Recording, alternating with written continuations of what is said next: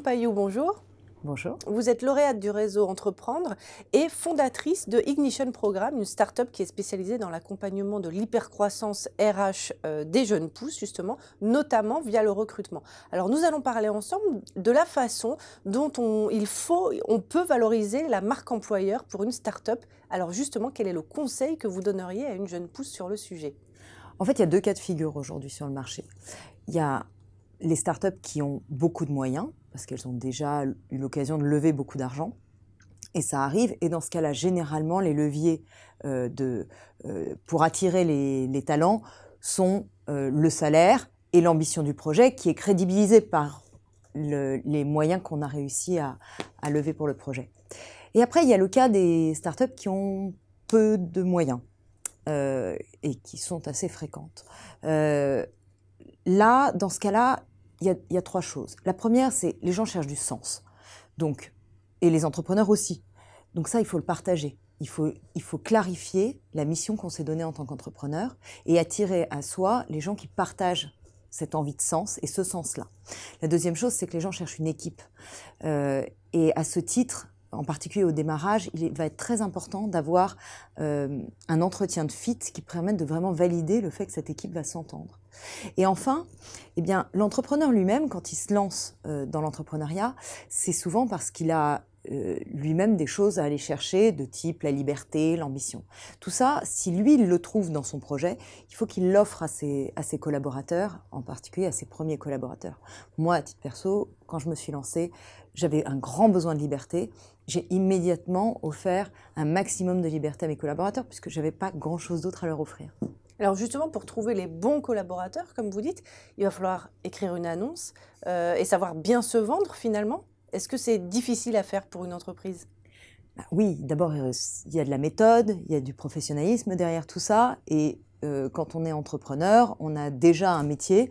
C'est pas forcément là qu'on a l'expertise la plus forte. Ce que je peux donner comme recommandation, c'est déjà d'être extrêmement clair sur effectivement le projet et le sens, la raison d'être de l'entreprise. Ça revient à mon premier propos, c'est important de le partager. Et puis il y a une deuxième chose peut-être à bien clarifier dans la mission, c'est les objectifs court terme. Dans une start-up, les objectifs long terme sont difficiles à caler parce que de toute façon, on va peut-être pivoter 25 fois avant la fin de l'année. C'est pas la peine de commencer à se dire sur les 3 prochaines années, voilà l'ambition qu'on a. En revanche, on peut se dire sur les 3 prochains mois, voilà ce qu'on voudrait vraiment avoir atteint.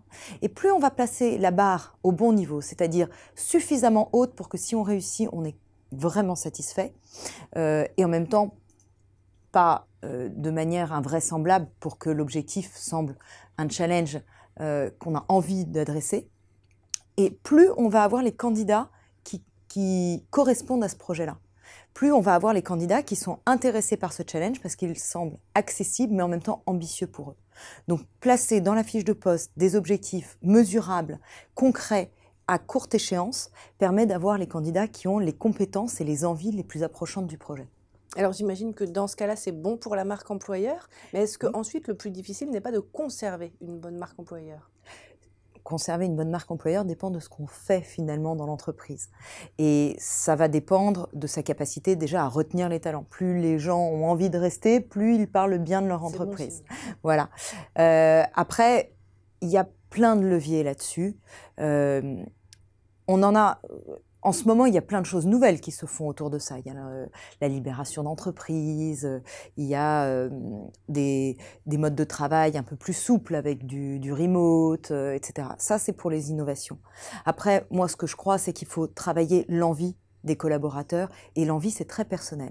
Donc, ça veut dire être toujours accorder ces violons entre l'enjeu de l'entreprise et les envies des collaborateurs. Plus on saura mettre ces deux éléments au diapason, plus on aura des collaborateurs qui sont heureux de venir travailler et qui parlent bien de leur entreprise. Merci Caroline Payou pour cette analyse. Merci.